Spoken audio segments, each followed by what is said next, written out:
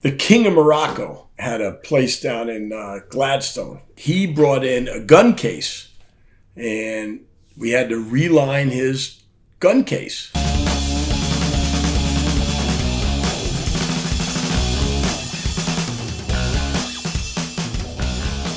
Hello again. We're here with Rago Brothers shoe and leather repair. Yep. With Tom Rago in Morristown, New Jersey. And for me, this was a fascinating place to see because I've never seen a huge repair place like that. Normally you see like one person somewhere, and most of them out of business now. So the fact that this has been in your family since 1911, not necessarily this place. Is it this building or a different building? We were two doors down. Oh, two doors down. But we've been on Speedwell Avenue here since 1911. My grandfather and his brother came here from Italy in 1911. And is this like a family profession, tradition, or did they learn it here? they knew how to fix shoes in Italy. Okay. They didn't make shoes. They were shoe repairmen, and like other immigrants, they came here and to try to have a better life for their family. This is now four generations, right? Because your kids are here. Right. So it's four generations of That's right. Now, myself and my brother, I worked with my father and I worked with my grandfather. My father needed help, and so I came here and I helped him. Then I just stayed. It was okay. So how old were you when you started helping out? About 14, 15. 14. Okay. So you would go to school and then... Well, the high school's right around the corner. Oh, so after school you come in to put you to work. Came right after school and it put me to work in here. There was a time when I wanted to go to college in Florida, and he said, "No." He says, "You're not going to pay for you to have fun down in Florida." Well, he did you a favor. As it all worked out well. So, well, it's like a dying art. It's funny. There's a real need for it. But there just aren't people who are, going into the... Well, where would you learn this? You have to be in a family business. And how would you... There's no schools that will teach you this. Right? There's really not any schools that teach it. And, like Votech will teach you to become a plumber or teach you to become an electrician. But not a shoe repair. But not a shoe repair or leather repair. So unless you're fortunate enough to have someone show you, that be a mentor and tutor you, you're just not going to learn it. So you and your brother's kids are now learning. Is that the way it is? So, yeah, they have the basic knowledge of what needs to be done. But although they can fix some things on a limited basis, their skills, their college education is teaching them how to, run a business. Mm-hmm. I always say that my brother and I, we're shoemakers. We're not managers or business people. But we muddle through and tend to keep the people here. Well, when you took us around, everybody was here for a long time, which is a good sign for any business. You have family members, and not your family, but their family, like husbands, wives, that you have 20, 25 years. That says a good thing about you. Thank you. And it's one of the things that I'm very proud about, that, the people that are here, I enjoy coming to see here every day. Everyone is happy. Everyone enjoys being here. We have a business model that, if you need to go out to the doctor's appointment, then you go to the doctor's appointment. Or if you need to go get an errand done, you go get the errand done. Just get your work done. Just when you're here, work. Well, man, I don't know if that's necessarily working for my father and grandfather. It was a lot different. We started very early in the morning and we finished very late at night. And my brother and I kept that, and we've worked very hard to get where we're at now. And I don't think that my children will work that hard, and that's okay. But they know different things. They know about social media. They know how to manage people. They know how to keep books. These are things that my brother and I don't know how to do. We just know how to work. Everyone here gets along with each other. We have events throughout the year. I run different games throughout the year that keep people interested. And, it's a good place to work. I can't remember how many people I've had to let go for any various reasons. I mean, once you've established yourself as a person that's, fits in at Rago Brothers, and we'll teach you the rest. We'll teach you how to repair a bag. We'll teach you how to fix a shoe. And if you're a good person, you'll stay here, and we'll find something that you're good at. So. It seemed like everyone had a specialty when we walked through. Yeah. Person did zippers. People did whatever, they did just that. Linings. So it makes sense to me, but would you want to kind of explain why that works? It's more efficient. Well, the guy who puts a lining in a handbag, he becomes very efficient at putting a lining in a handbag. And he still gets the variety of, putting a lining in a Gucci bag or a Ferragamo bag or a Celine bag. And then he'll get to put a lining in a suitcase. So his mind gets to work. But he doesn't think about fixing a shoe. He thinks about linings on handbags. So therefore, he's very good at it. And the guy who puts in zippers, he doesn't think about putting linings in handbags. He thinks about putting zippers in, whether it's in a boot or jacket, a handbag, a wallet. He does zippers. So his stitching is perfect, and you have to go very far to try to stump him on how to put a zipper in. But the guy who fixes a shoe, he doesn't know he's not sure how the zippers are going in. Kind of Henry Fording it. Pardon? Almost assembly line-ish, but... No, it's not assembly line-ish. I mean, it's not assembly. Each bag is taken very good care of, and we don't put pressure on someone to say, well, that bag's got to be done in an hour. It's just got to be done right. Right, but everybody specializes, so... But it's a specialized, but it's not an assembly line, one after the other, after the other, after the other. They're very concerned about the job that they put out, and they're proud to show me their jobs.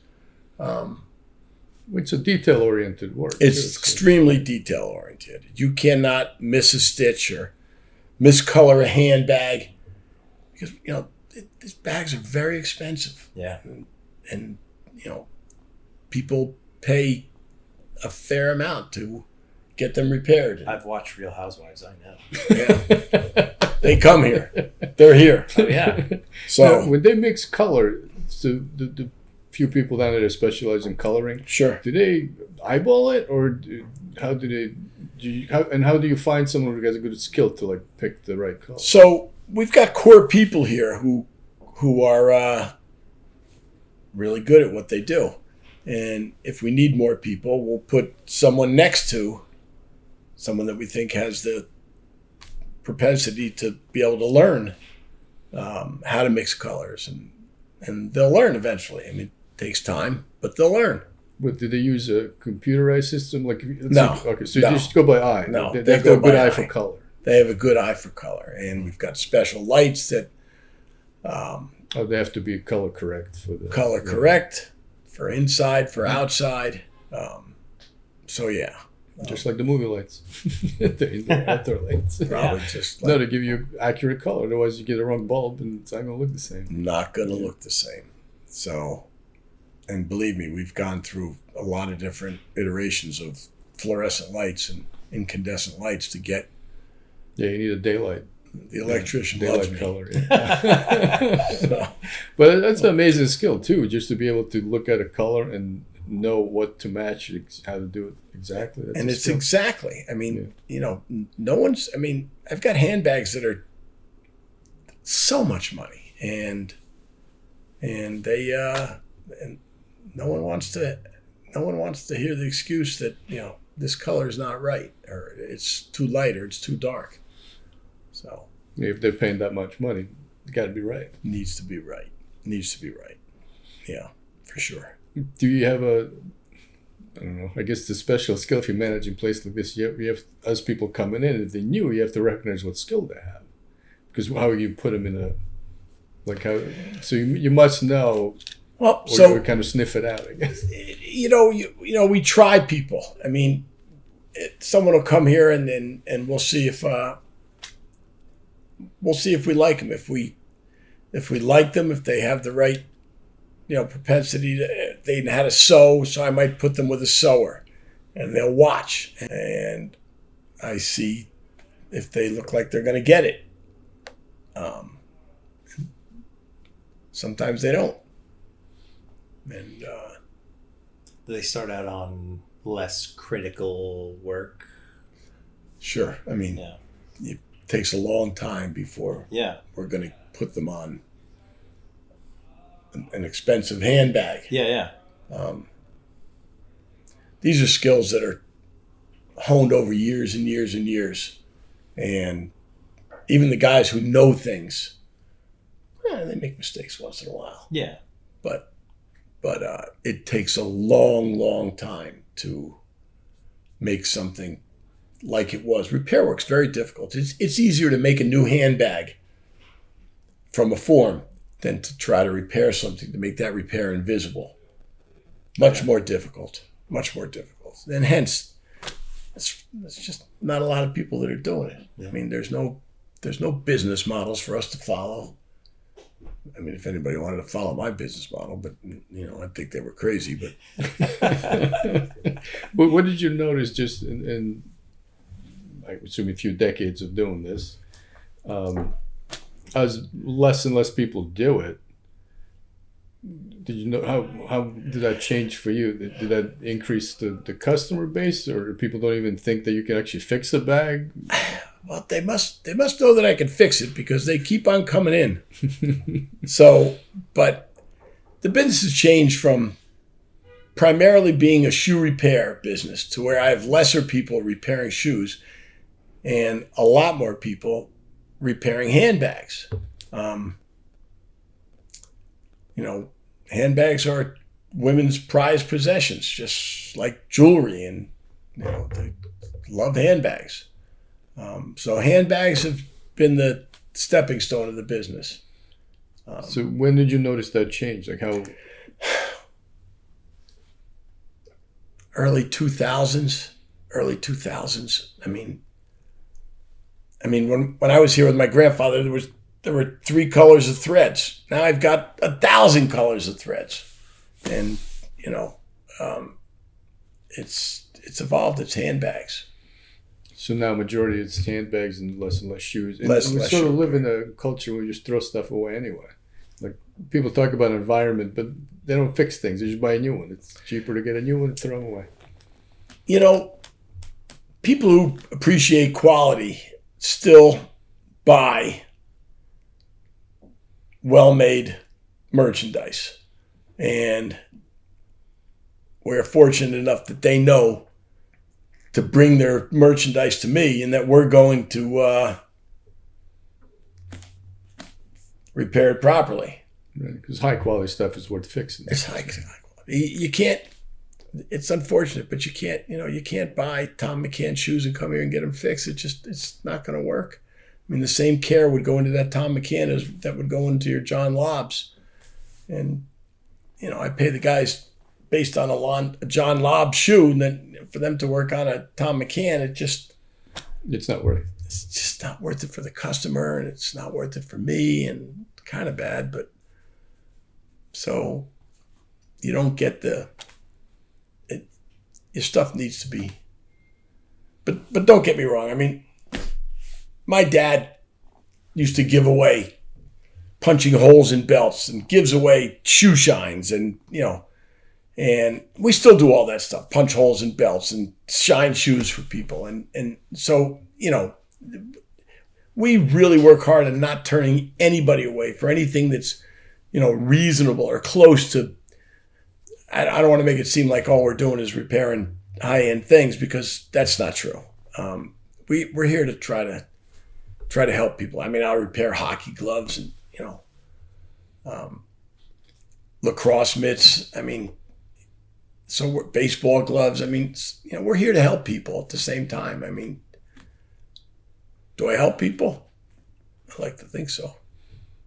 Well, it's not that easy to even find a place that would repair leather goods now. I mean, Far and few few. small places that I knew years ago are gone, and stuff that was common 100 years ago becomes unusual, or rare, I guess. Exactly. Yeah. Exactly. And I'd always end up in shoe repair places because my father he has one leg shorter than the other. So Sure. he has to have special shoes. sure, orthopedic And- work. Yeah, and you can't. Sure. They're expensive, so he'd get them repaired rather than buy. And new I ones. fill orthopedic prescriptions for Yeah. for orthopedic surgeons. So we drive all over the place, Jersey Yeah. City and stuff like that, to find places that would do the Yeah, shoe repairs. lateral Yeah. wedges, medial wedges, torque heels, lifts. I've been doing that stuff for. Now you know where to come out. Yeah, I know. I might be like, hey, I've been doing they'll this stuff. they'll do a great job. What was like I would say unusual or more interesting thing that you fixed that you didn't see a lot? Like somebody there's- showed up with something weird. There's so much weird stuff. There's so much fun stuff. The King of Morocco had a place down in Gladstone. It's a venue where people go to get married. I forget Nadarar, and he brought in a gun case, and we had to reline his gun case.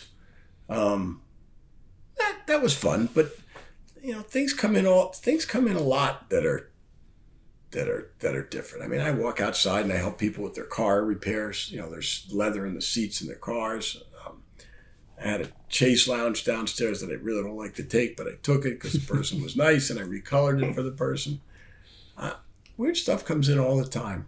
Oh, just last week, a woman came in with a mink stole, and she called the day before, and she wanted me to cover pillows for her couch with her mink stole.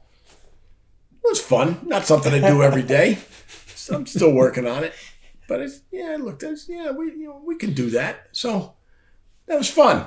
And I don't know who else would have done it for.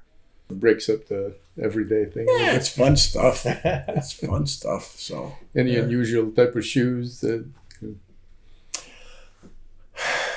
I mean, if you Louboutins were the recommended Louboutin, the red sole shoes that women love today, and so we see those, and they're wonderful colors and they're fun shoes. And if you look on my website, you'll see that there's so many Louboutins that are so pretty shoes to look at. And the owner, the manufacturer, the guy who manufactures the Louboutins, tells people to bring it to me. That's a good recommendation. That's a good recommendation. I know what you were thinking about, Boris. You were thinking about fishbowl shoes. Oh, you mean like the high platform pimp shoes? Yes. So, yeah. Kid and Play, the movies from the 80s. From the 70s, Yeah, right? so- With Yeah. John Travolta, platform shoes, Platform shoes. and Yeah. stacked heels. Yeah. I You had don't a see- pair. You don't see them anymore. No one's bringing them here. Well, actually, styles have started to come around now where the thick soles and the thick heels are, a thing. Mm-hmm. Are a thing. And sneakers are a thing. Do people fix, I guess, expensive sneakers as Oh, well? yeah. Sure, sneakers are a big thing today. I mean, Gucci's making sneakers, Valentino is making sneakers, and these sneakers some are thousands of dollars. They're not playing basketball in those shoes. They're bringing them into, and they're breaking, and we're adjusting them and cleaning them. So yeah. I mean, you guys have seen ottomans that are shaped like rhinoceroses or elephants, and so the trunk will break off or the tail will break off, and so we'll remake a tail and we'll refinish the tusk on an elephant, a footstool. It's just fun stuff, It's fun stuff you laugh at that you don't see. Someone's got to fix it. What is something that is maybe specific for this kind of profession, but no one would think of it? Like, so what do you deal with that most people don't realize you're dealing with? People bring me everything. I mean, I had a woman bring me stools last week or 2 weeks ago. And they were expensive stools, and she bought them and ordered them from somewhere that she couldn't return them. And they didn't fit underneath her bar.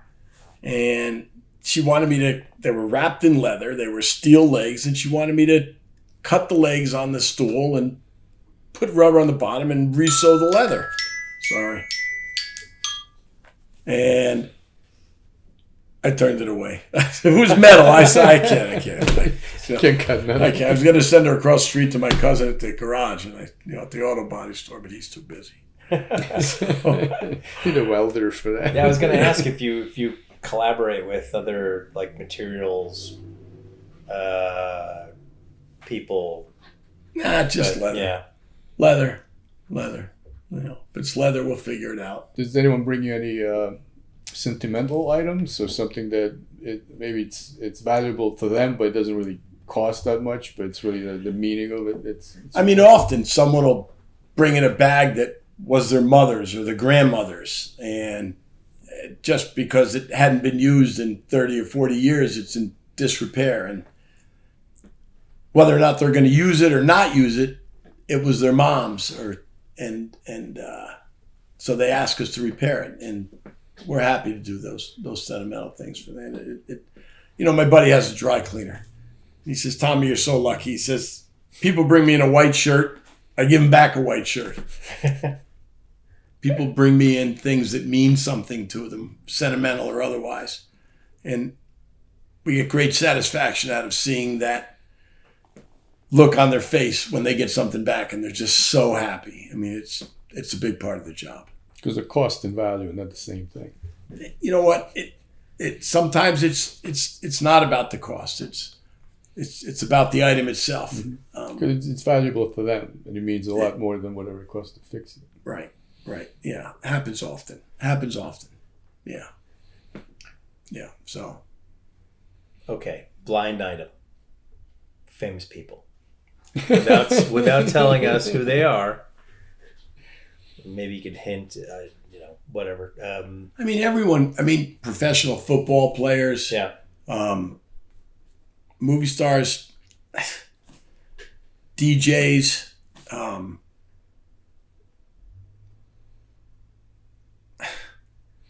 would imagine with the high-priced items, you're going to have high-priced clients. Yeah.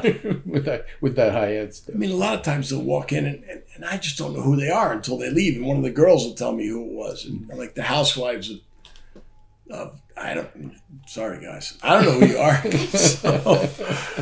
But it's probably best for them. Yeah, exactly. Yeah. But we didn't talk about the Columbus, the family that you just the award that you just got from the town, right? Oh yeah. No, it was out of the blue. It was probably the greatest honor that my family had ever received. And it wasn't about Rago Brothers. It wasn't about our shoe repair. It was about the Ragos as a family. My mother, my father's passed. My mother's still with us, 91. Oh, wow. But it was about my family.